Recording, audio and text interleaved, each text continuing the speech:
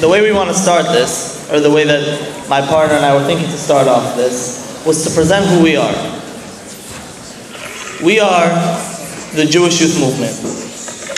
Now, a lot of people have been asking us for a while, like, okay, I've been hearing like rings about like the Jewish Youth Movement. What is that? Are you guys like another Chazak? Are you like another Emet? Are you like this big organization that are going to do like Shabbatons and trips and clubs and whatever it is? I said, you know what? It's like kind of simple.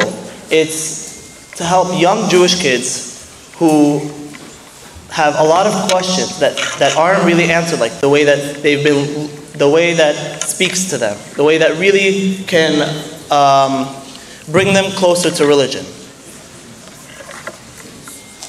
You know, a lot of us look at ourselves and like we look at our parents, right? And like we see that our parents are so, you know, they like, for them to, God forbid, like break Shabbat, or to, God forbid, not, you know, like eat 100% kosher, like they will never, ever, ever do that. Because not only are they trying to teach you guys that like us, especially myself as kids, like not only are they trying to teach us that we should grow a love for Torah, they're also trying to show how much of a bond they have with Hashem.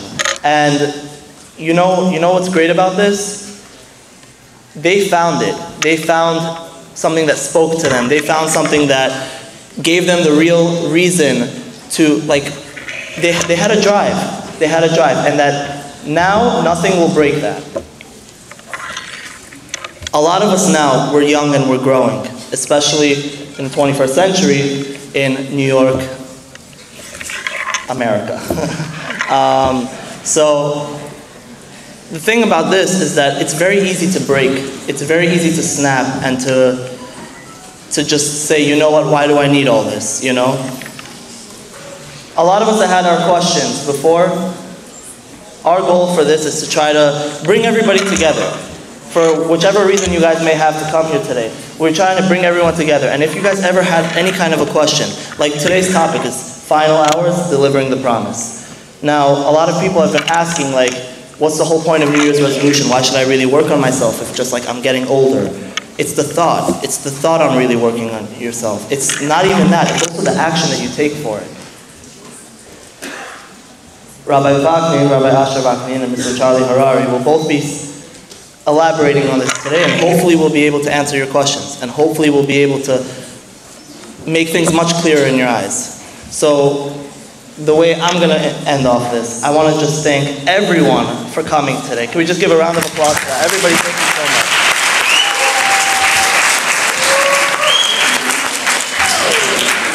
I want to thank the people from this synagogue, the Bukharian Jewish Community Center, for really supporting this and for really help make all this possible. It's just like, wow, thank you so much, everyone. Thank you. I want to give a special shout out to the food from Benny's Kosher Pizza on Union Turnpike and for Turnpike Cafe Sushi. They're really cool food.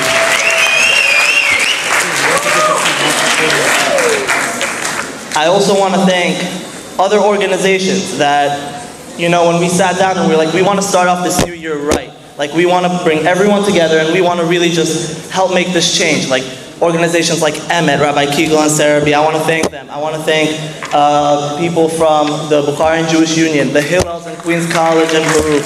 Thank you guys so much. Thank you for really helping us out. And finally, I want to thank our team, the Jewish Youth Movement, for really helping put all this together and bring everyone together.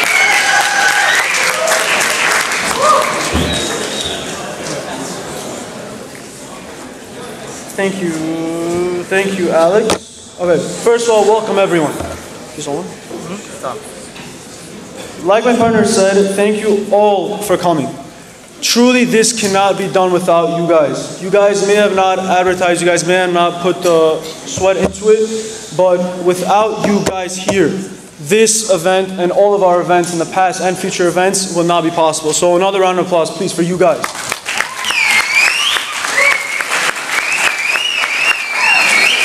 I personally also want to thank everyone who helped putting this event together, including the rabbis of the Bukharian Jewish Community Center, especially the Youth Rabbi Minyan of Vaknin Jewish Center, Rabbi Asher Vaknin. A round of applause, please. And also a rabbi who works behind the scenes. He may not be here, but he's always, his mind and his love for the synagogue and for us, who does everything for the center, our home, Rabbi Volovic. Please, round of applause, guys.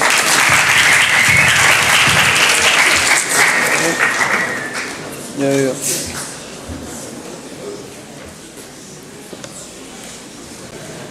Also, one more thank you, guys. I know I'm taking your time. Quickly, a round of applause for our team. You guys really made this possible. We have, Baruch Hashem, a packed house today and every event that we had in the past. Please, a round of applause for the team. Since I am on the topic of the team, I want to tell you guys one thing, that if any of you are interested in joining the Jewish Youth Movement, you guys can. Just approach Alex or I or me or one of our team members. That's including my sister Rivka Mulakandov, David Matatov, Nathan Matatov, Eitan Mulakandov, Gabby Konchorov, Liran Tzchakbayev, any of those team members, and Ben Moshev, sorry. Any of those team members, if you guys want to join the team, don't hesitate.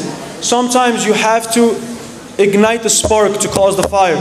Do not hesitate, guys. By connecting all the Jewish minds, we can make the world a brand new place. So please, whoever wants to join, do not hesitate. Also, to know about our future events, we will be having a lot of future events, Zrat Hashem. You can follow us on Instagram at the Jewish Youth Movement, and also we're hopefully going to have a sign-in sheet in the back after we are finished here. You guys can sign in with your number, with your email, and we will have all that. We'll have your information. We will send out everything. Now, quickly, the sponsors, the Lun Shmat, the Rufashman Ratzlacha. We have today Lun Shmat for Rosa Bat Namara, Eliyahu ben Deborah, Rivka Bat Chetzi, Evrash ben Azaria, Berta Bat Sarah, Mira Chai Nakama Bracha Bat Zelda Shendo, David ben Michal, Tamara Bat Shifra, Lisa Bat Shifra, Ruach Hashem Drachenu B'Gan Eden. We have for Be'atzlacha to Leah Nikadam Bat Yishuo, Adina Bracha Bat Liza, Gabriel ben Melana, Daniel ben Tzivia, Ariel ben Ela, Gabriel ben Dina, Vegam Rafael ben Dina. And also Rufuah Shlema for Malkel ben Rivka, Sarah Dina Bat Rosa, Abner ben Zilpa, Shlomo ben Rivka, Berta Bat Maya, Melana Bat Tamar, Yosef ben Tamar, Yosef ben Sarah, Vegam Solomon, Shlomo ben Liza. Rufuah Shlema Kol Chulei Amo Yisrael. Now, with no more talking from us, I would like to introduce the rabbi who's always with me and Alex, who helped us start this whole team, this whole movement that we are trying to do here in the 71st Shul. I would like to introduce Rabbi Asher Vaknin. Please, round of applause.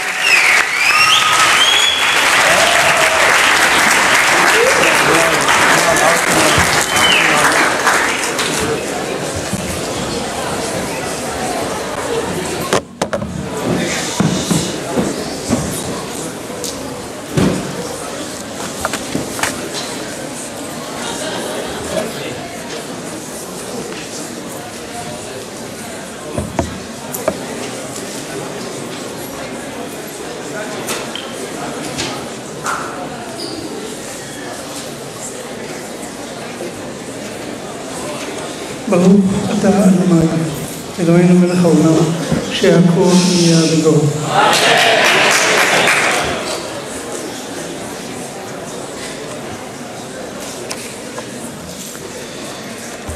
How can I start? When I'm coming to this event, I believe that this is remind me what is the purpose of Yom Kippur and Rosh Hashanah. Why we are here in all this machbesa, laundry of motions. We're going from Chodesh Elul, Rosh Hashanah. We're moving in Aseret Yemei Teshuvah, coming in. Maybe to remind us what happened with the Yonah Navi. In the middle of Yom Kippurim, we read in the famous stories with Yonah Navi when he ran away. And the question that they ask Yonah, who are you? Who you belong to? When you ask a person today, what is your name? What is the answer? George, Bob, Steve. There are many names. Who are you? I am a doctor, I am a lawyer.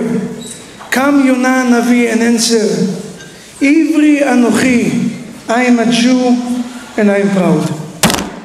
This is the message. Ladies and gentlemen, the message of such a night is to remind not to be ashamed that we are Jews. You know why we enter into Rosh Hashanah, Yom Kippurim, and all this moment to remember what I am. I am a Jew.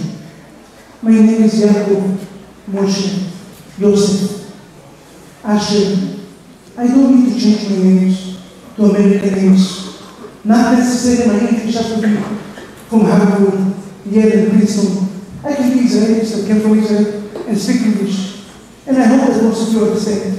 And I don't have to change it. I never tried to change it. I'm proud to be Israeli. I served the Army, the IDF, and I'm proud of Israel. I don't have to be ashamed for who we are. My birthday is not January, February, Gehenom. No, my birthday is Tishrei, Cheshvan, Kislev. Ladies and gentlemen, enough of this nonsense. When you stand in such a beautiful crowd, and you look at the Almighty God, you say, I have no doubt that this Yom Kippur, we all here in this room, will be silent singing to Bach Torah. You know how I know?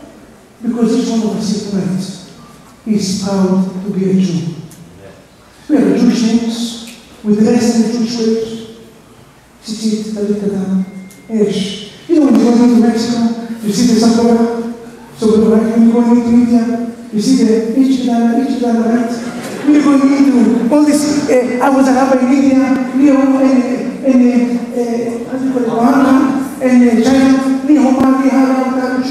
You know, I was a rabbi there for 2 weeks.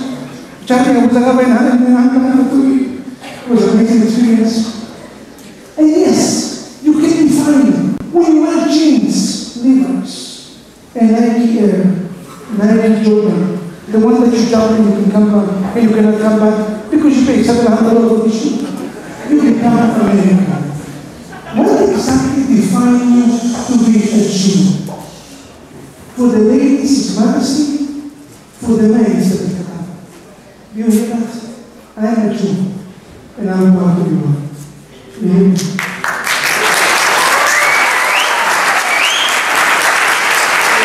We don't have to be ashamed for our birthday. Yes, for gift. I don't mind that you're going to celebrate January or February for gift.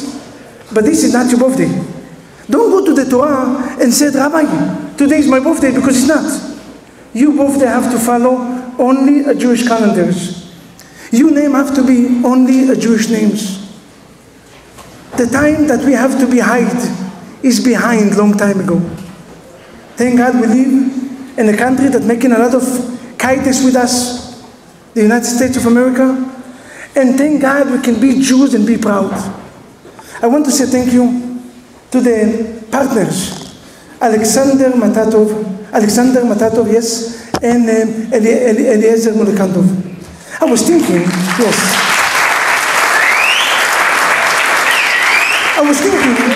Not for no reason, their name is Alexander is Aleph in Hebrew, Eliezer is Aleph in Hebrew, and my name Asher is Aleph. What do you need in life when you get stuck? Triple A. No, Baruch Hashem, thank God. Hopefully we don't have to be stuck, but if yes, you have the Harary Jewish Community Center. Here, you feel at home. I want you always to come in and feel at home. And we have the Jewish movement that together we're playing the celebration to change the world. Ladies and gentlemen, I will leave you with 2 notes. The first note is always, before Yom Kippurim, I'm always speaking about it because it's very deep to my heart. And I believe that this may be the greatest gift and the greatest advice. How exactly we can pass through the Torah? Each one of us have something, not you, I'm talking to myself. Each one of us have something that we have to work and change. So the only thing that I want you to remember is, to err is human, to forgive is divine. Ladies and gentlemen, to make mistakes doesn't make you a real person. Make you a person. We are human beings. Nothing to be ashamed if you make mistakes. If you didn't wake up in the morning and you miss a minyan, if you didn't keep Shabbat, if you did so many things that you're not supposed to, doesn't make you a bad person, make you a person. But to forgive to someone that did bad to you, how difficult is that? somebody that ruined your shluch, someone that spoke bad about you, and didn't teach Andalusi, Lashon Hara, they call it Bukhari, and ruined everything good. Somebody that in the school, in the yeshiva that you're going, give you a nickname, that this name started to, how can you forgive him? Ladies and gentlemen, I will tell you that this is the only way. I had a wife of my own, that I paid a lot of money. After a while, I realized he was not a lawyer for vacation. He was not a lawyer. I lost the money and I lost the green card. It took me 7 years to wait for the next round. I was waiting here, stuck in this land, not able to visit my father's home and my mother for 7 years because of this guy.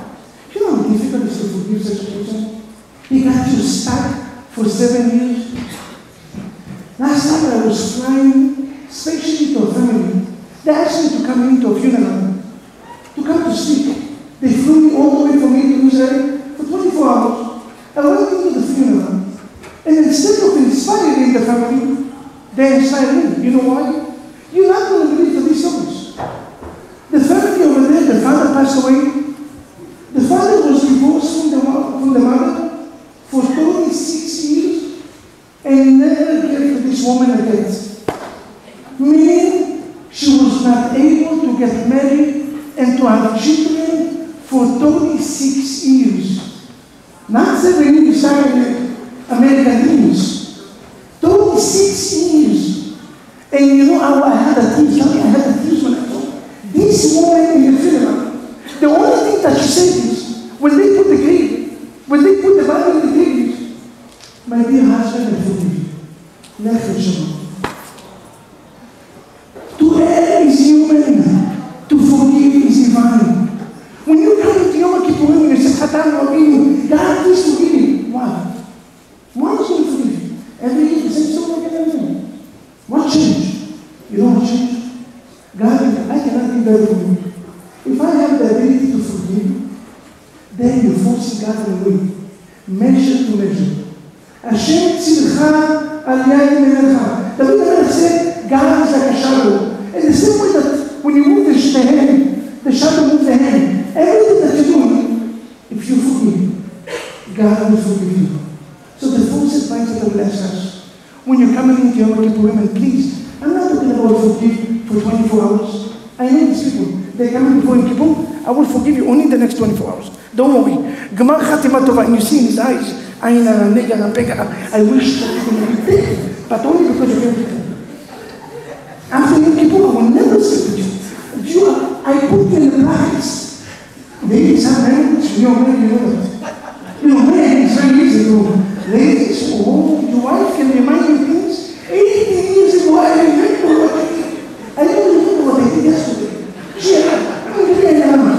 Forgive meaning forget. When God forgives us, you will never mention the sin, and you will never pay for the sin that you did before. This is the halakha. Hopefully, we're all going to take the first messages to forgive and to forget. The second message is this of days ago, because our amazing speakers here, Rabbi Harary and I'm literally and very jealous in the positive ways. For me, it's a lot of Rabbi, not only I love you, you're such an inspiration in our generation of different world. But Almighty God will continue to give you a long and healthy and happy life. To raise your children, לתורה, לחופה ולמעשים טובים. To become, I'm a chosik, to become חיילים, חסידים ירשים ולמדנה. Ladies and gentlemen, the last message. This is the big one. Rabbi said a statement that changed my life. And this is the statement, it's a little tough. Hopefully I'm going to do justice in English. Rabbi said, אם מחר אני לא יותר טוב מהיום, למה ממך? Wow. If tomorrow I'm not better from today, why would I need tomorrow? We all come to Yom Kippurim and we ask God, give us one year of life. Give us life. Extend our life in 1 year. We're asking God to give us. And God will ask a simple questions. Do you promise me tomorrow to be a better person? If tomorrow you're not going to be better, why do we need tomorrow?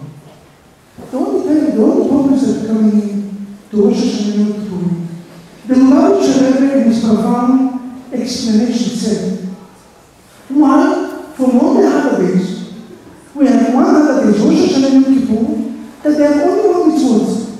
Pesach, we have Arba Mitzvot, we have Pri Matzot, Sukkot, Arba Minim, what else? Purim, we have 4 mitzvot, Chanukah, 8 candles.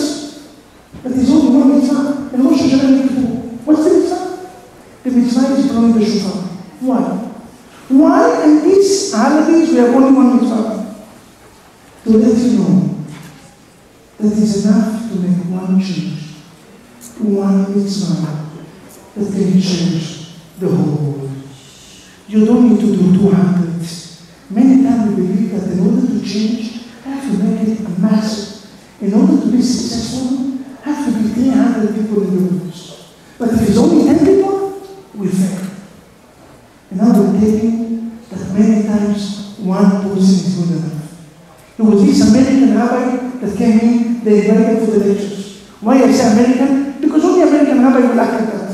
He came in and he was pouring. Alex was complaining, Rabbi, why every event I'm doing is always raining? And I'm laughing. He said, Rabbi, why are you laughing? I said, the rain is a blessing. The greatest thing that you can see is rain. Rain is a blessing from God, meaning that this event is going to be amazing. This night, the rabbi came to a lecture, supposed to be 400 people, and nobody showed up.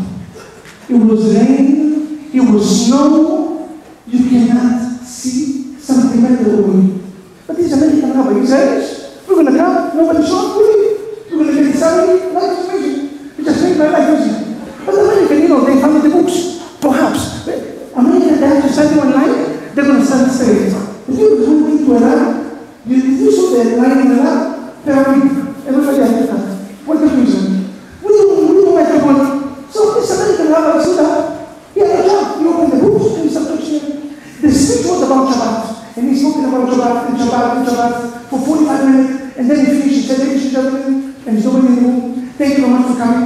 I inspire you, looking forward to see you next time. You should me. And he left. 6 months later, he met this guy, and he said, Rabbi, you changed my life. The rabbi looked at him and said, excuse me, did I know you from somewhere? He said, no, but I know you. It was 6 months ago, when I came to the synagogue, and it was raining, and I was not religious. But I saw the synagogue, I went in. I went to the ladies section, and I was sleeping. And then I see a rabbi talking to himself. And I opened, I thought that it's the rain. They come to take me. Shabbat. I didn't even know what Shabbat. And then he said, Rabbi, you still listening. And Rabbi, you speak, I can't get so inspiring. I decided to keep Shabbat. I went back home and I told my wife, enough is enough. I'm keeping Shabbat. My wife said over my dead body. I said, I didn't say to keep Shabbat. I'm keeping. Don't bother me. And then a week later, I see my wife lighting candles and keeping Shabbat. I said, what does that happen? You said over my dead body. She said, what do you think? You're the only one who's going to go to Canada? You're going to sit to Canada? If you go down there, which is that?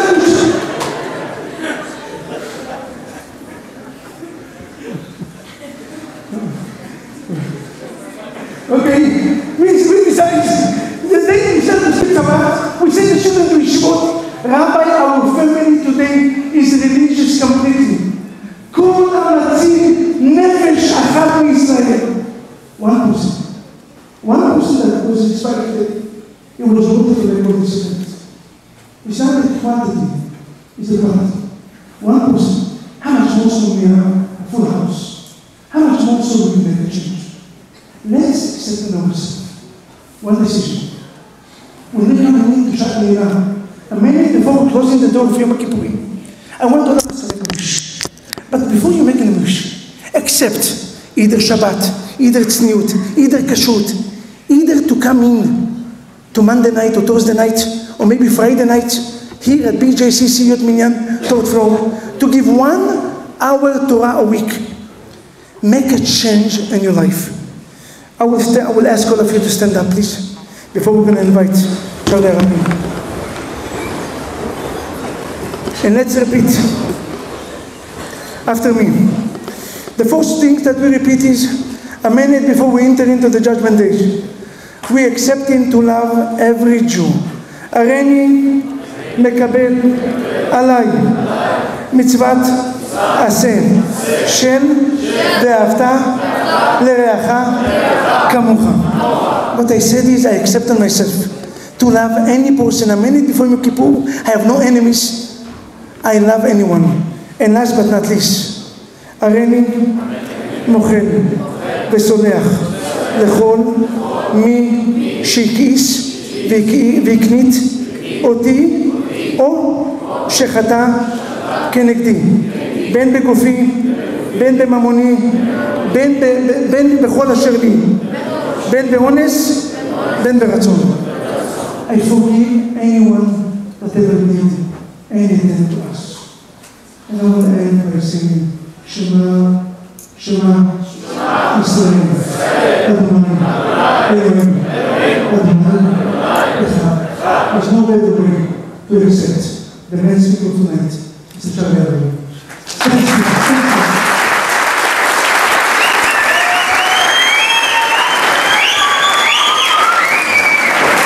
Our tonight lecture is going to be Leilul Nishmat Tamara Bat Shifra and Liza Bat Shifra. רוח השם תחם בגן עדן, תהיה נשמתה צור חיים.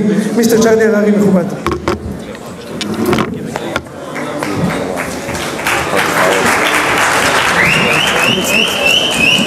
Go, Alex. Give the camera to Rabbi. Alex, come on over.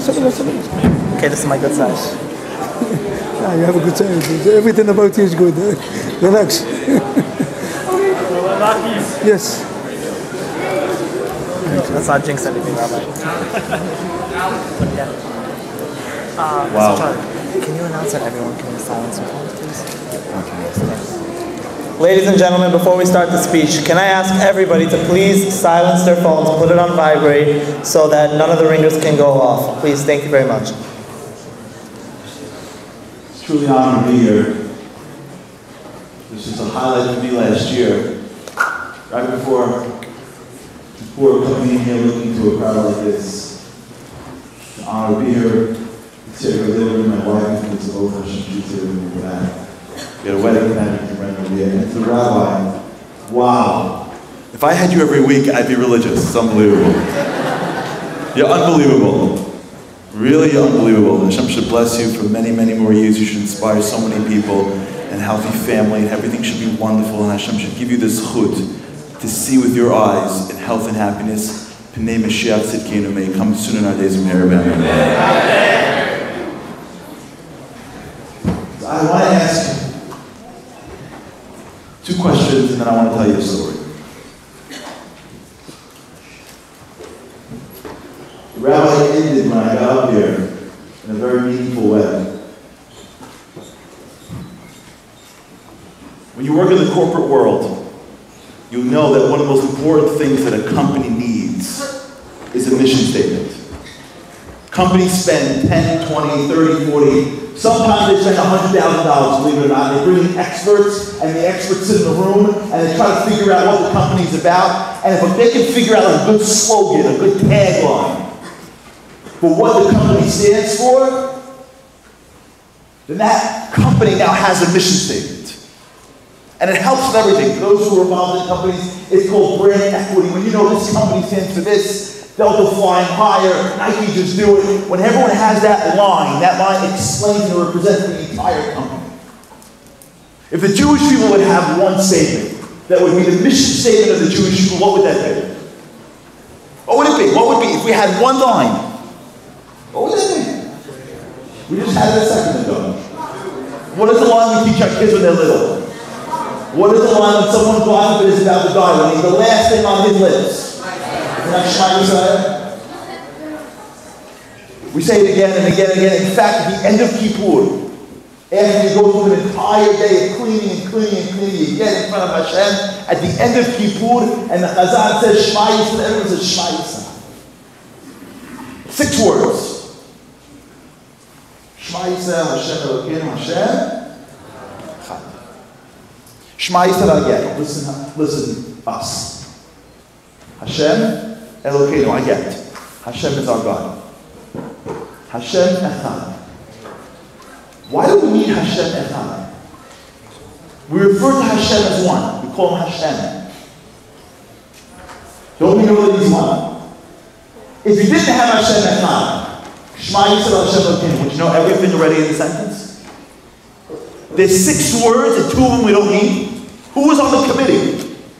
I don't understand something. If God has 6 words in the mission statement, if he would drop out the last 2, would it matter? Wouldn't we know there's only one God? Why do we say Hashem Echad? Of course he's Echad. We refer to him as Hashem. So we go into Kippur. So about 6 months ago, I had the opportunity to go to Spain. I went with a great organization called Olami. The Jews took over Spain for like a week. Since 1492, forget about it. And they needed 500 years to recover for when we're done with that. 600 Jews flew into Spain to leave. They rented out a hotel. People from all over the world flew in. And on the first night of Spain, we had an event in a big, huge auditorium. They brought an LED screen. They threw out singers. So when everybody came to that first moment, they sat in these chairs. The lights were out. They couldn't believe it. It was like a laser light show. And I had the schut to be the MC of the event.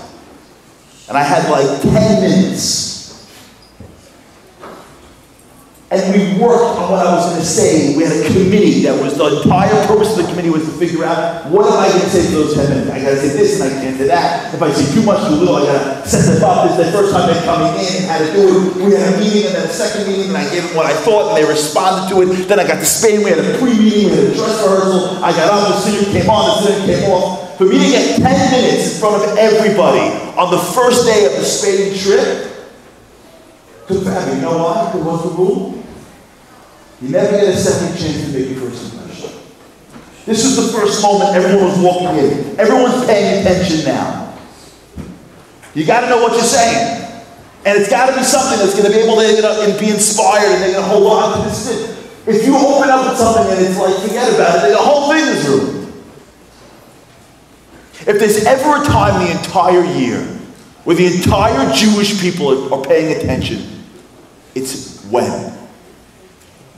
In 2 nights, we're going to have 15 minutes, where no matter where you are, this religion, this denomination, that denomination, you're Orthodox, conservative, you're into it, you're not into it, you're Sephardi, Ashkenazi, you look at the entire Jewish world, everybody, if you're anywhere connected to Judaism, in any which way, you can have nothing to do with Judaism your whole year. Everybody is going to be in shul for Kol Nidre. Everybody. The offices on Times Square, they're going to be closed. The companies that we work with, the Jews, they're not there. One time a year, God's got 10 minutes. 10 minutes. By the next morning, every people are already out. Everyone's going back. But you know what we got? 10 minutes. They come into Kippur. The Chazan gets up. There's a hush in the crowd. If you're running the program, what would you put in that program? If you're on the committee, for what line should the Chazan say when everybody's sitting in the room? How about what the rabbi just said? Wouldn't that be amazing if every single shul got up and as the rabbi, everyone's paying attention 10 minutes, and the Chazan gets up and says, everybody love each other. Shema Yisrael. Wouldn't that be what you would say? We put Shema Yisrael on the back end of the Kippur. Wouldn't it be that you walk in the first day, the first minute, everyone's sitting there, and you hear, Shema Yisrael, every Jew goes, Hashem Elokeinu Hashem. What are the rabbis put in that first minute? Anybody? Kol Nidre. Anyone know what's going on? I gotta tell you, I'm like all pumped up. I hear Kol, I'm like, let's rock and roll. Nidre, I'm like, I don't know, I'm already lost. Kol Nidre ve'asure ve'kuname kunase. I'm like, I don't even know what this is. By the time they Kol Nidre, everyone's like, I don't know what that was. I hope I did okay. Whatever it was, I would work out. Why do we do that? Why in the world do we get Kol Nidre? Wouldn't you think it should be more inspiring than that? We're going with vows? That's what I was choosing. Who's on the committee? We're going with vows? On the night that everybody's ready to be inspired? The rabbi's going with vows? What's going on? So I want to tell you a story. I want to tell you a story of my coolest friend.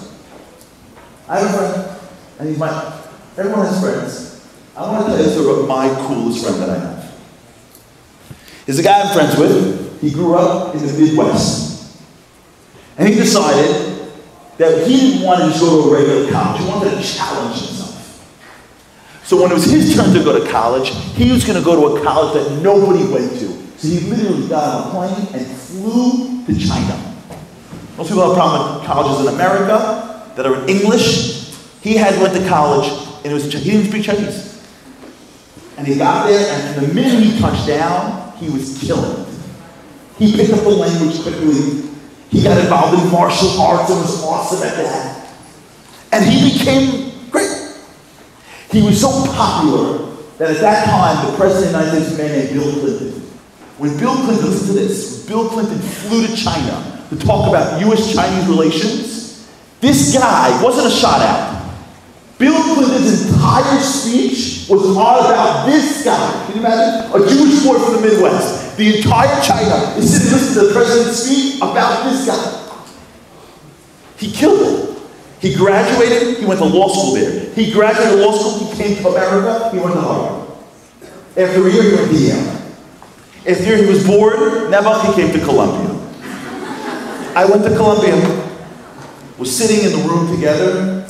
It's a Friday morning in the computer lab. Because back in those days, computers were like attached to things in desks. Anyone age 35, you know what I'm talking about. He looks at me, he says to me, she said, I'm a Jew, yeah, but I've got to keep on my head. And he wanted to let me know that he was Jewish too. So he had to like sneak it in. Sometimes someone wants to let you know that they're also Jewish. And you can't just say, hey, I'm Jewish, it's weird. So like you sneak in the back, you know what I'm talking about? So he looks at me and goes, hey. I'm like, hey. He's like, so you're here, but it's Friday, and you're here. I'm like, yeah, I'm here. I don't know. And he says, well, because I know that it's sundown on Friday. I'm like, I think there's sundown every day. And he's like, no, it was Shabbat. I'm like, oh, Shabbat. You're trying to tell me you're Jewish. Oh, yeah, of course, absolutely, yeah, Shabbat. And he wasn't waiting for this. And I'm like, yeah, Shabbat. I want to go for Shabbat. He's like, nah, I don't want to go for Shabbat. I was just saying that there is a Shabbat. I'm like, I don't want to come. He's like, nah, I can't. I'm like, I'm busy this week. I'm like, how about next week? I'm busy next week. I'm like, how about 2 weeks? He's like, okay, fine, I'll come. So he comes from Shabbat, it's the best. You know when someone comes over your house for Shabbat and they haven't had Shabbat before? And they all the rookie mistakes, you know what I'm talking about? My wife, God bless her, she comes out, he comes into the house, and he sits down, and my wife starts rocking and rolling. She brings out the challah, soft, right out of the oven. He looks and he goes, can I take more than one piece? I'm like, don't be a rookie. He takes 4 pieces, you know what I'm talking about? 4 pieces of challah, my wife puts out the appetizers, the salads, the meat, the whole thing, and the foods come coming and coming, his eyes getting bigger and bigger and bigger. Finally, it's all over. He looks at me and goes, that was the best meal of my life. I said to my wife, goes, time for dessert? He goes, there's dessert. There has to be dessert, shouldn't I? He goes, afterwards, he literally lives in his room. I come visit him, he goes, Charlie, you guys have Thanksgiving every single week? I said, wait for tomorrow. He goes, there's a tomorrow? So as soon as this happens, by the way, you should, oh man, he came the next week, and then the next week, and then it was Thanksgiving. My kids loved him. We became close to the family. Now this guy, by the way, is the coolest guy. Not only is he brilliant in every single Ivy League school, the guy, think about how crazy, this guy's got a gun in New York. He drives a motorcycle. You know what I'm talking about? You get it? He's like James Bond with a brain. That's who it is. He was a huge Zionist. He loved the state of Israel. And he would give, his parents had a lot of money. He would give a lot of money to an organization called FIDF. It's an organization that supports Israeli soldiers. They went to a dinner once, sitting at a table with a bunch of soldiers. And the soldiers start talking to him. They go, tell me about your life. They go, he goes, where are you from? He goes, from here, but I went to China. They go, China? What are you doing in China? He goes, well, I went for 4 years. I went martial arts, and I came back. And they're like, what? Tell us. And he said, oh, yeah, I got a motorcycle in Columbia. Yeah, what is that? They're like, oh my gosh, it's so crazy. Now, at this point, he's already working in a big law firm in the city.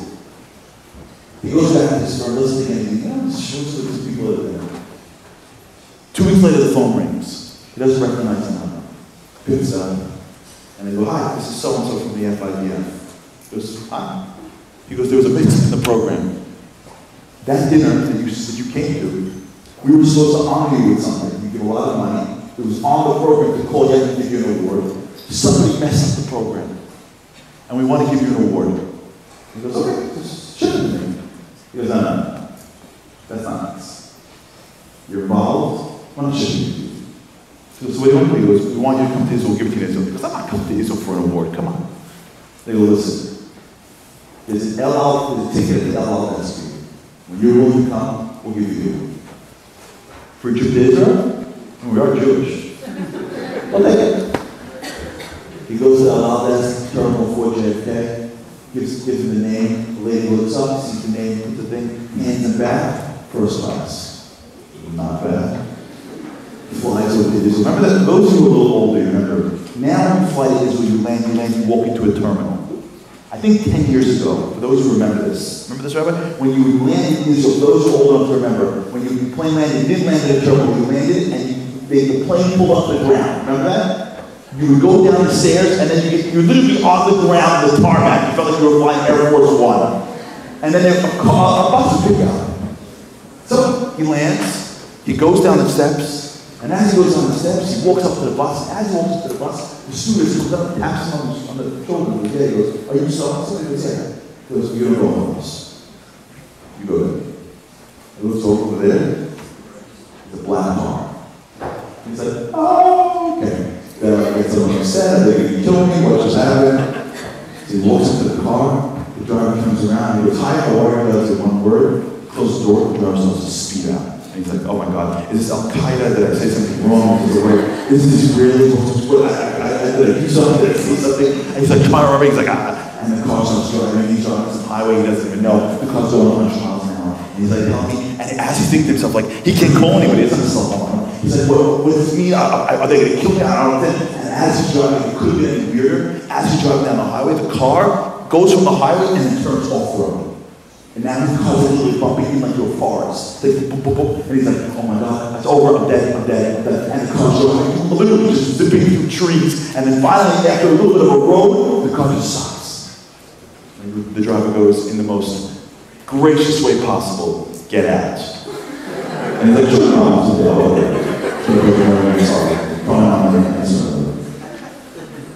he gets up and walks out, and he's in the middle of the forest, and he sees in the distance 4 guys sitting around what looks like a shawarma joint.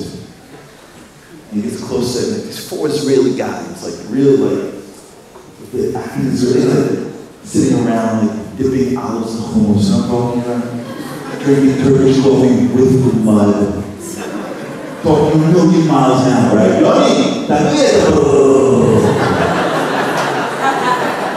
And he sits down and they're looking at him and he's down. He's like, yes. 4 guys look up. And they go, what are you doing in China? He said, well, yeah, China. China.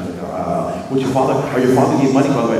I guess your father gave money to Golda Meir, really? When did you do this? When did you go? Where did you go? What school did you go to? Did you go to Hebrew growing up? And China, went to Harvard, Yale, you know, guys, Jewish. When did your father do this? And they everyone, everywhere he turns, really. And he just answered this. No, how are you? He just answered questions. After 10 minutes of being on trial, they finally stop. They probably passed all this hummus. And he's like, can I help you? And he said, listen, we're part of the Israeli intelligence. And we are trying to get greater penetration into China.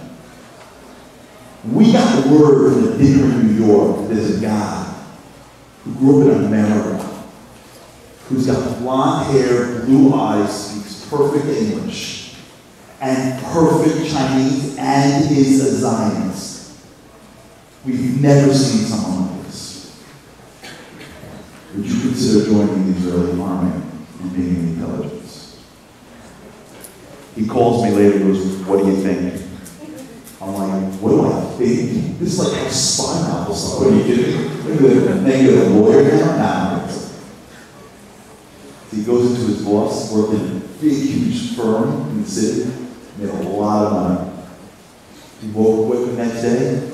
He walked into his boss and said, take a year off. They go, there's no years off. He goes, I quit.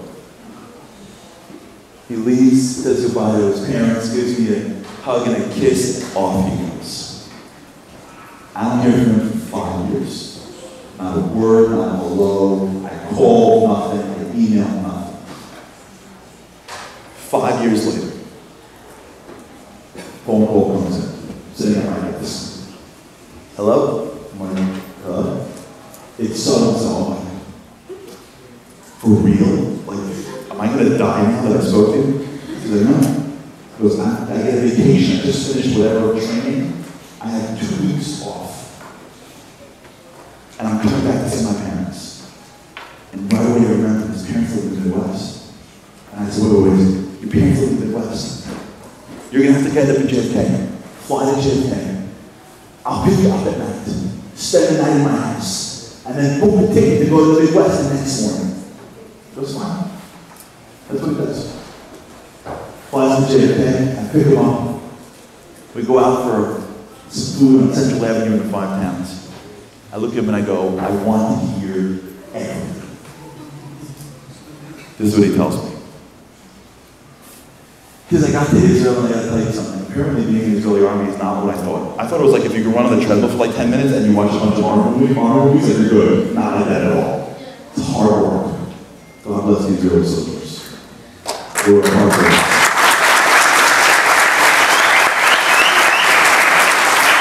They put themselves on the line for the Jewish people, and by the way, when he joined the army, it's not easy, because when I got there, I didn't know what I was getting myself into. By the way, he wasn't a young guy. He was already graduated law school, 3 law schools, and he had a job. And they put him with the younger kids, and they're running, and he's couldn't catch up, and they're doing push-ups, and they're climbing, and he can't catch up, and he's working, and it's not working out for him. And every time he's about to quit, they keep on going. Apparently, the intelligence unit that you're supposed to go into, you couldn't just show up there. You have to go through certain levels of training, officer training and basic training, just to get to a level where they can actually take him out.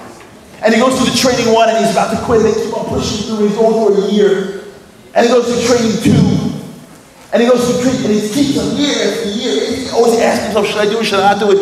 And every time he's about to quit, they just push him through, and they keep on encouraging him. And he finally gets to 1 more course. And now he tells me I've got 1 more course in which I have to pass. And if I can pass this type of officer course, then I reach a certain level, whatever that means. And when I reach this level, now the group that wanted me in the intelligence community can now take me and I can start working for them. My last course, can you imagine 5 years? What's the course? You have to figure out how to go somewhere. Whenever the army has to go to a place, they teach them how to read coordinates on a map. If God forbid they have to go capture somebody, they got to teach them where they are. It's not like you can put the address in Waze. It's not like, oh yeah, the terrorist is in 27 Ahmed Street. It doesn't work that way. You can go from Syria to the Stratford, to Lebanon, to the Sharks, and you teach coordinates on the map, and then you got to go get the coordinates on the map. Okay, he's a smart guy. They give him the map, they teach him how to do it, he's in the Negev, and he's training, and then finally it's his turn. And all he's got to do basically is look at the map, go to a location, and if he can get to a location within a certain amount of time, he passes the test. And he's in this unique, small officer course. It wasn't a regular course. Okay. So, his final comes, the day of the final. He wakes up in the morning, it's 5 o'clock in the morning, they're ready to go. He wakes up, puts on his uniform, he walks into the tent. They tell him, here's the deal. These are the coordinates. He walks into the room, he looks at the map, and it's exactly what it says. I got this. This guy's brilliant. I gotta go here, I get 5 minutes. He goes, I get 5 minutes. I got it, it's his team, it's 4 guys, it's his Jeep.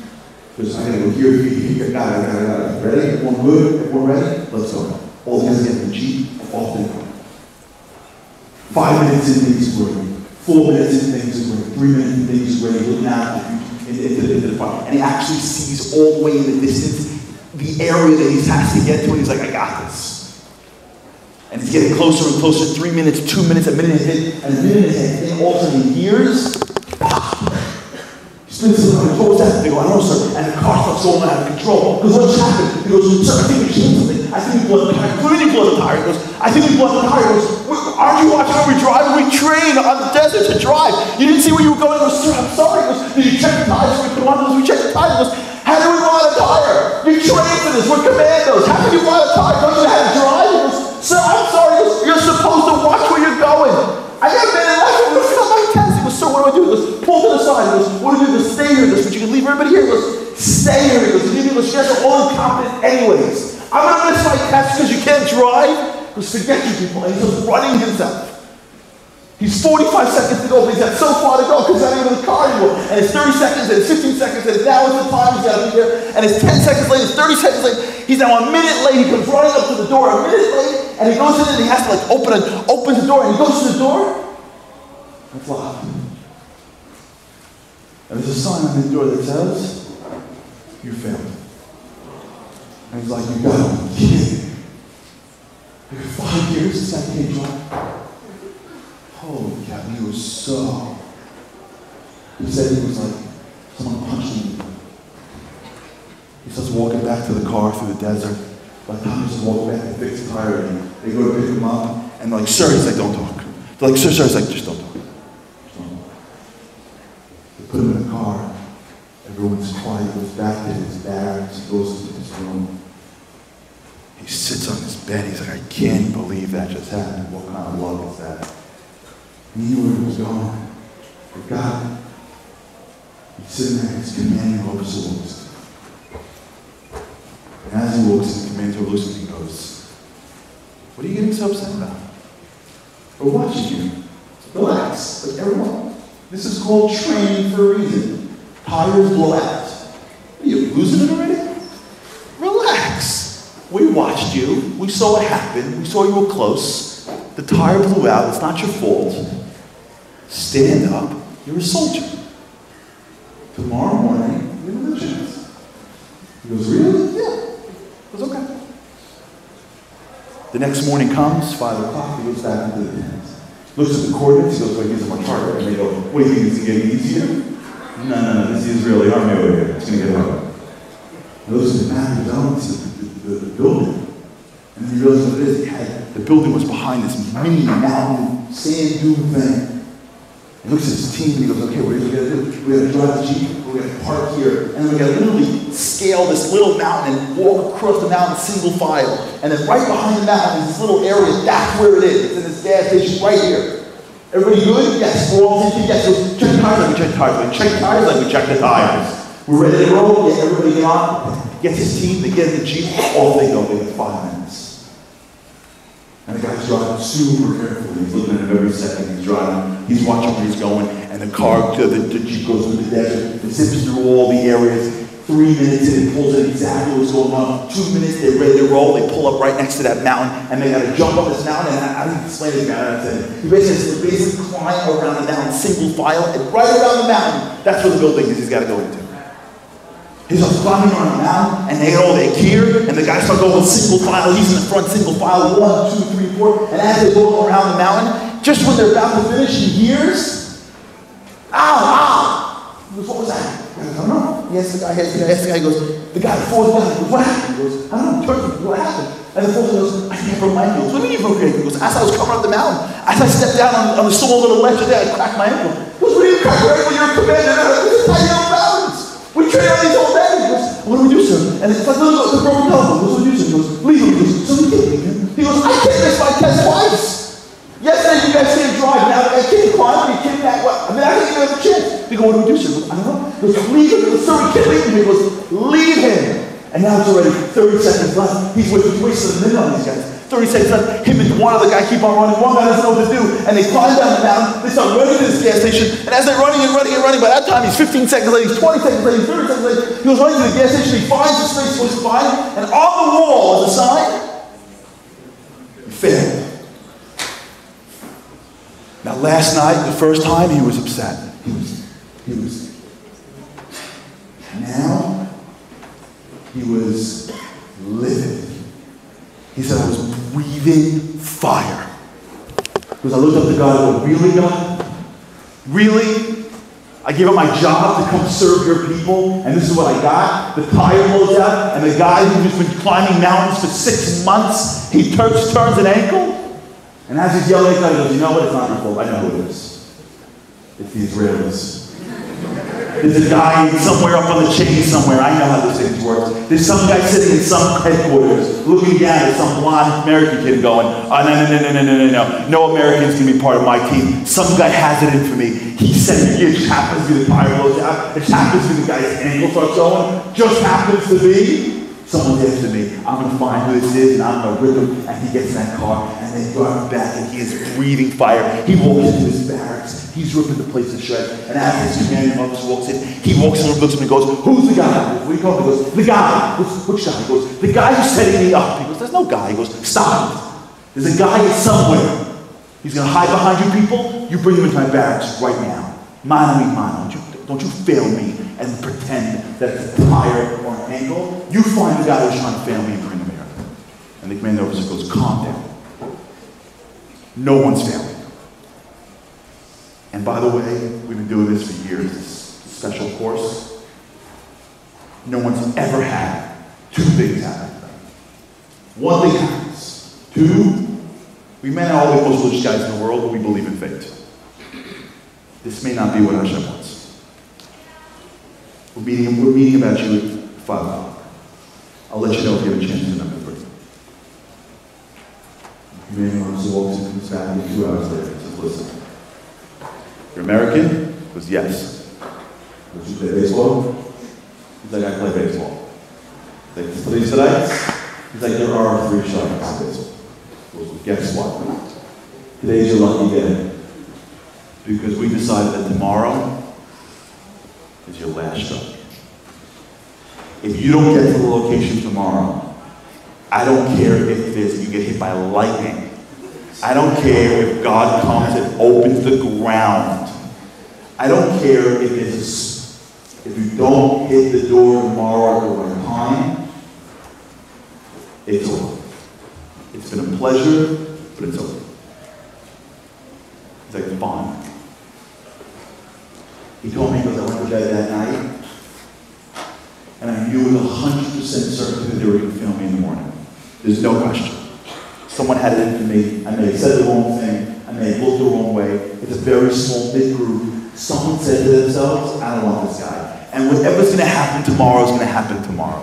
And he goes, and I'm such a tough guy that I know that if I fail tomorrow, I'm going to leave this country and I'm never coming back. And I love this country. He goes, I went to bed in tears. This would be my last night in the country that I love. He goes, when I went to bed, all of my memories, since you know, ever have like the last day of camp, you remember like when you first got there and your friends, and the last day of school when you were a freshman. Because I'm sitting there in bed, he goes, it's my last night in Israel. And I'm thinking about like, holy cow, how did this all start? I'm thinking like, the dinner, the phone call, the trip to Israel, landing, not getting the lady tapping me on the shoulder, going into the black car, getting in the car, the guy going 100 miles an hour. I was so scared. The guy turns off-road, I'm going to die, and I realized the Israeli drivers to do something like that, and they're all saying, this is the bumping along, the stopping, the 4 guys, the hours in the hummus, the black Turkish coffee, the yoga, all that stuff. And I'm like, I can't believe it. That was so crowded. And then as he's speaking, he goes, wait a second. Wait a second. That night, there were 4 guys there. And I only saw 3 of them. One of those guys, wait a second. That guy said something to me that when he said it to me, that was why I signed up for the Israeli army. Why did he tell me? That's right. He told me that when you're part of the Israeli army, this is a band family, and you never leave your family behind. And I said to myself, family? I could join the family. How did that happen? Wait a second. My 2nd year, I was going to quit. I was on a plane home. That guy spoke to me. That guy. He's the one telling me that I'm part of the family. And that I have a responsibility. And that I ended up in China for no reason. And that God put me there because I'm servicing my... Wait a second. In my 3rd year, I went to a seminar. It was in some place, in some classroom. That guy gave it. And you know what he said at that seminar? That what it means to be an officer in the Jewish army is that when you see your men behind, you never go forward if there's a man behind that gets left behind. You don't keep on going if your men are behind. You don't fight for the mission, you fight for your family. And if there's someone behind you that's behind, he's your brother, you don't keep on moving if you're going to leave a guy behind. You always turn around and make sure who's behind you are all good. Wait a second. I remember the guys talking about how their tests were being sabotaged. Wait a second. They're not trying to fail me. They're trying to pass me. I'm taking the wrong test. The test isn't whether I get to the door in time. The test is what happens when I'm about to get to the door and one of my men go down. Do I turn around and help my guys? Or do I worry about myself and get to the door? They're testing to see if I'm going to take care of I'm taking the wrong test. He said, I got that at 2 in the morning. I didn't sleep the whole night. 5 o'clock. I stood up at the door. My commanding officer walked in. He goes, you ready for it? I was ready. He goes, you ready? I got it. He goes, we got the new Jeep View, this tire up fine. He's like, I know the tire about that. He goes, we got your new team, all their ankles. He goes, I'm sure their ankles are just fine. He walks in and like, he looks at things and goes, well, this is super hard. Like, we're Israelis. He's like, yeah. He's like, I don't know, get here. He's looking at these coordinates. They need 2 sheets. Like, we have 2 sheets. He said, okay. He brings in the keys. He goes, we gotta go here. We gotta stop here. We gotta go here. We gotta go here. Is everyone good? He goes, yeah, but sir, we're checking tires. Like, I know, I got it. He goes, sir, we're gonna tire shoes. I trust all of you. You good? He goes, you got 7 minutes. 7 minutes, you don't hit it. He goes, I know, if I don't hit it in 7 minutes, I'm out. Got it. Can we start? They go, good luck. Team gets on, he gives them a little pep talk. He puts 2 guys in the Jeep, the 4 guys each, 4 guys in the Jeep, in, off they go. 7 minutes in, line is perfect. 6 minutes in, line is perfect. 5, 4, 3 minutes in, he's doing great. And around 2.5 minutes, the call comes in on the radio. So we got to go. And you can feel the anger coming up, and as it anchors, he tells himself, this is the test. Pushes it down, goes, what's the problem? We got a problem here, and this is going on here, we're getting shot at. We got a problem. He goes, I got it. He goes, spin the Jeep around. And the guy goes, sir. He goes, spin the Jeep around. He goes, sir, spin the Jeep around. He failed. He goes, spin the Jeep around. He goes, but he goes, spin it around. Our guys are in trouble behind me. Spin the Jeep around. He goes to the seat, he secures this guy and that guy, whatever the protocol they teach them to do is. These guys say, yeah, they go, sir, yeah, I know. He goes, I'm going to go when you guys say, he goes, but sir, you're going to fail. You tried this 5 years, you're going to fail. He goes, I'm in charge here. I'll go when I'm ready to go. And he checks these guys, okay, he secures this guy, and he takes these 2 guys who come with me, everyone good, everyone's safe, everyone's going, okay, everyone good. And he takes 2 guys who come with me, he goes, but sir, he goes, you wasted 3 minutes. He goes, but at least you guys are safe. He goes, but you're going to fail. He goes, I don't care if I fail. And the Jeep goes, and everyone goes, and he's looking at his watch, and he's now 30 seconds late, and he's now a minute late, and he's now a minute and a half late, and the Jeep stops. He's looking at his watch, he's 2.5 minutes late, and he's the thing he has got to get to behind something. He goes behind the garbage dumps, and he's got something he's got to go to, and as he goes running into the door, in his head, he's thinking, I'm failing. He goes, but I don't care, because I did what I needed to do in this world, and I have to take care of my guys as they're leaving with me. And he goes right up to the door, and he has to push the door open, and as he has to push the door, he's like, it's going to be locked, and he pushes it open, and it's on. If this would happen in America, by the way, there'd be like balloons from like this guy. Congratulations! We flew in your grandma. You worked so hard to take 9 months off. There's Israelis. The guy's like, you said, oh, something important. Why in the world would we say, Hashem, give me 5 minutes. Stick with me now. This is Kippur. You know how we say Hashem for? Let me tell you how life works. Every single one of us comes into this world, and we have 2 parties that are at war. Part of us has something called a body. You know what that body wants to do? Sleep. You know the greatest, you know the body at its highest? You wake up in the morning early. You know when you get up when you wake up early, you're like, I'm going to die. You know that feeling? And you look at the pillow, like as if like you're breaking up with your pillow. You're like, goodbye pillow. I miss you so much. I was going to go out on the weekend, but I'm just going to stay with you the entire time. You know what I'm talking about? You ever tell somebody you wake up in the morning and let's maybe go to 6, let's say. You ever wake up like at 6 and you wake up and you're like, oh, I'm going to die. And you look at the clock and it's 5. It's like as if someone gave you $1 million, right? I get another hour to be unconscious, there's God in this world. Because you know what our body wants? Us to be comfortable. We can be mediocre. That's okay with the body. As long as you stay comfortable, don't make that phone call. Don't try that thing. Don't try. You may fail. Don't get up early because you may die of tiredness. Don't not eat everything in sight because you may die of starvation. All the stuff that keeps us mediocre is our body saying, be comfortable, be comfortable, be comfortable. But then you know what we have inside that body? God gave us the most great thing, but we gave us this thing, which is a piece of Hashem. One of the great mistakes we made in life that we think that when I see people tell me, Charlie, you'll get it, I'm interested, I'm not interested, I'm religious, I'm not religious. I'm like, do me a favor. What you have inside you right now you're sitting in this room, and your eyes are open. The reason why your eyes are open is because what's powering you is not your body. What's powering you is your soul. And what your soul is literally a piece of the divine. Everyone in this room has more spirituality than you'll ever need your entire lives. You never have to be into it. You have it, it's programmed. A Jew never has to be spiritual. A Jew just needs to reveal the spirituality that they already have. And that soul says to you when you're growing up, be great. Don't be comfortable. Get up. Try.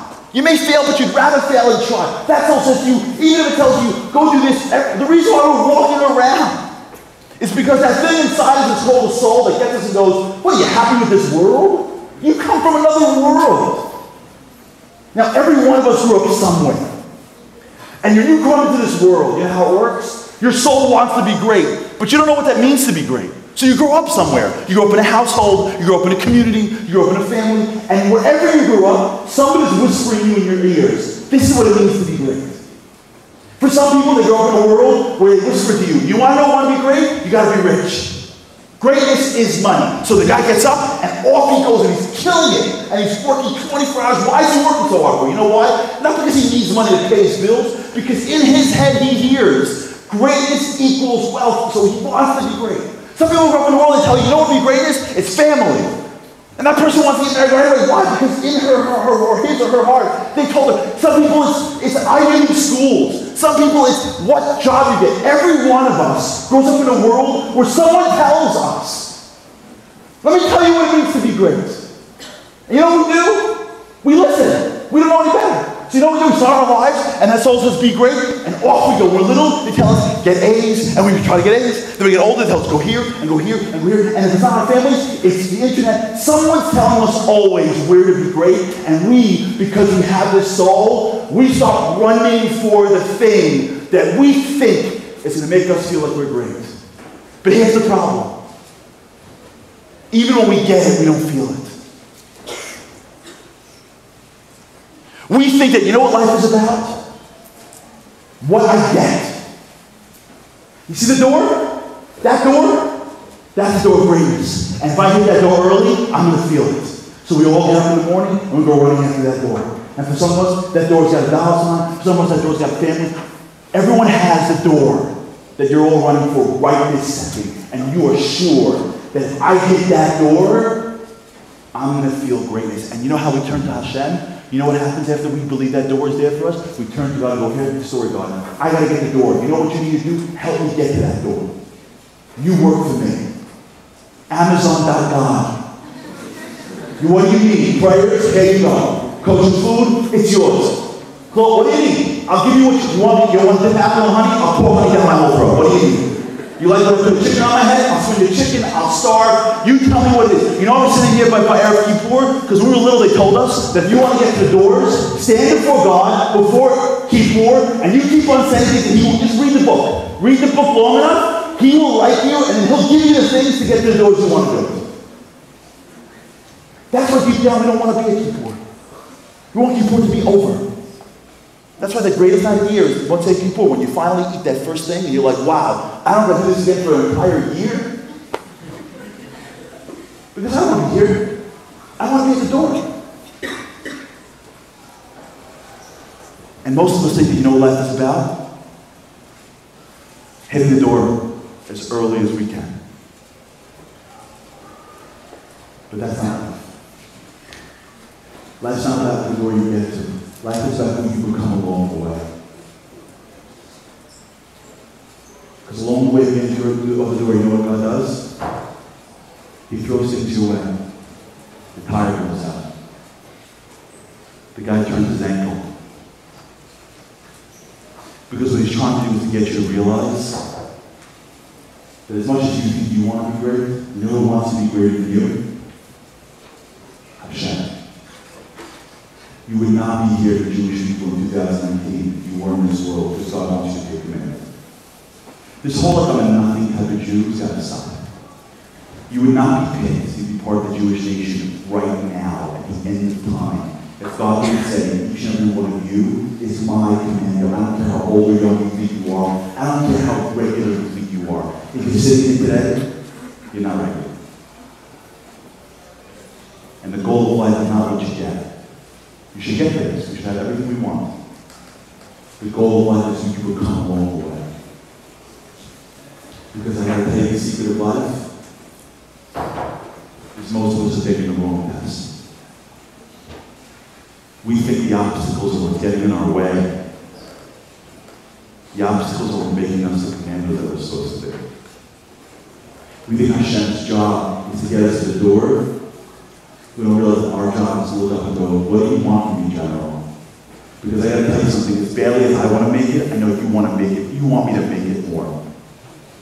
And I trust you. When you throw an obstacle my way, I trust you. When you ask me to show up with you poor, not because you're trying to torture me. You want something out of it. You want me to be a certain type of person. And I trust you. And the difference between those soldiers that fail the real test of life, like the Rabbi said, the soldiers and the soldiers that make it, or the soldiers that go through life and they fight the doors, and as they hit a stumbling block, they look up at the general and they go, I trust you. You know how we have to say Shema Yisrael Hashem Eloheinu Hashem Echad? Not that God is one. Everything is one. Echad doesn't mean that Hashem is one. Echad means that everything is one. Echad means when you walk outside in traffic, that's Hashem. When you're sitting in your house, that's Hashem. When you get the grade back you don't want, that when you have a guy or a girl you're trying to date and it isn't working out, it's Hashem. When the deal closes, Hashem. The deal doesn't close, it's Hashem. Every way of your life, every step that you take. We live in a world we think that Hashem's up there waiting for us to see us by Kippur. Hashem's not up there, Hashem is everything that we do. What it means to be a Jewish commando is to walk in the streets and know that every single thing that happens to me, it's Hashem changing things around because He's trying to make me into a commando. And that's why every morning we wake up, you know what we do before we say Shema Yisrael? We cover our eyes, because what the Rabbi is trying to teach us is that you think you see the world? You think the world by getting to a door? Here's how we're going to do it. Close your eyes, and now say Echad. And say it so strongly that now when you open your eyes again, I want you to see Hashem behind every single looking cranny. When you go to work in the morning, when the guy says, do you know? I want you to say, Hashem is saying no to me. When something happens in a day, and someone goes, that was brilliant, I want you to see Hashem put the ideas into my head. When a Jew walks around with that God, you know who walks in every single day of his life? You know who stands next to him all day? The general of the army.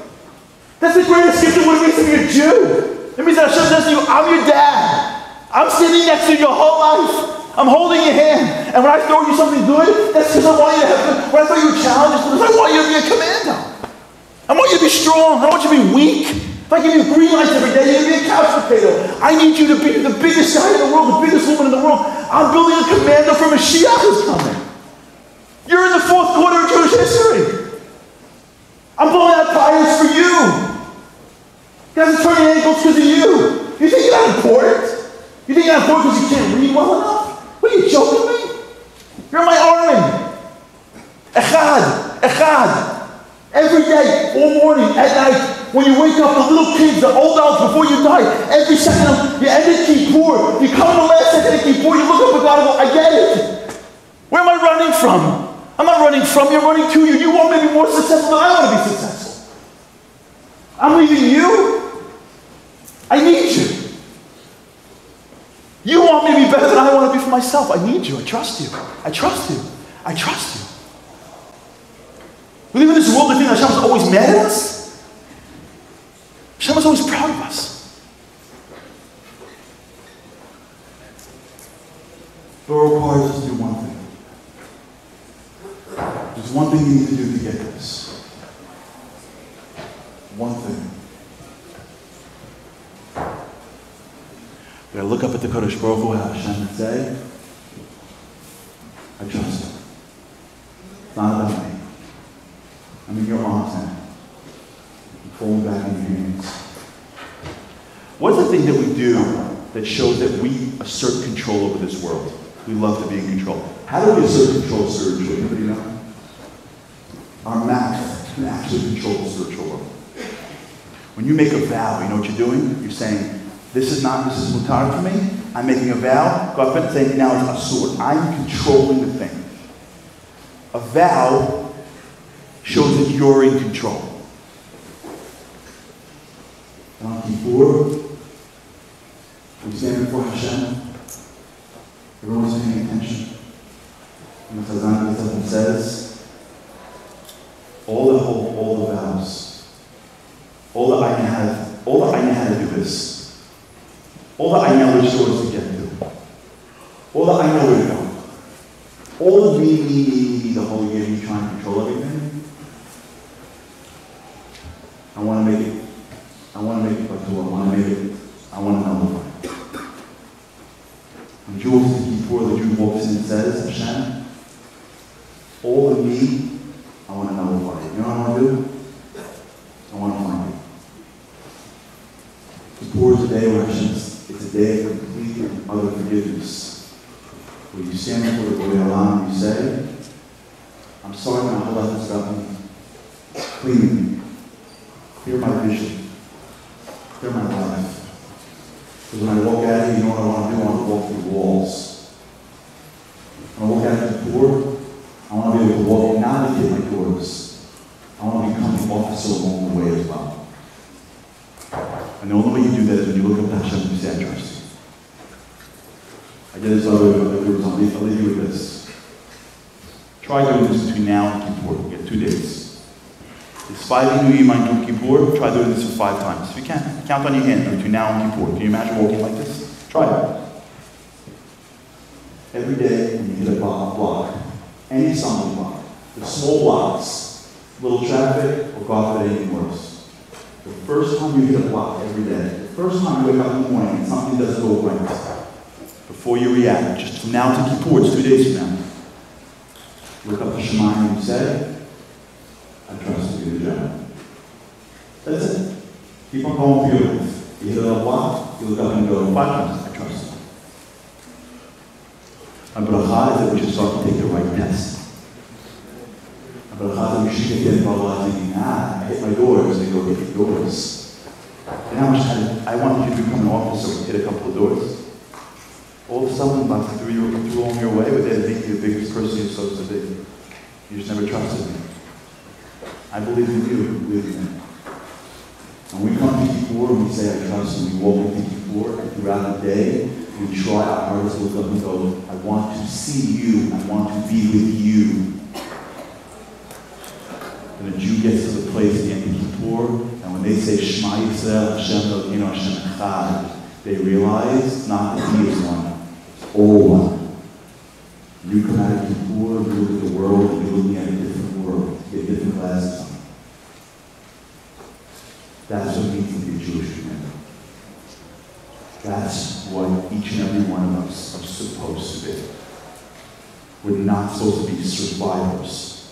Life isn't about getting things, spending things, getting. Life is about standing up and being a soldier in the army of Hashem. I've got a And this Kippur, we should have this support from Hashem down and see all these soldiers should say, it's time to bring the final Geulah. We should have this support to be able to have this next year. You're talking about a year of Kodesh and here again.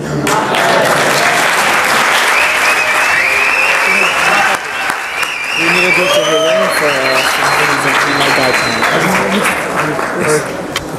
my the father's. Can everyone please hold on for a second? There's a person, a friend of ours, father, whose life is legit hanging on by a thread. We want to say a quick parak of Tehillim for him. Please repeat after the rabbi.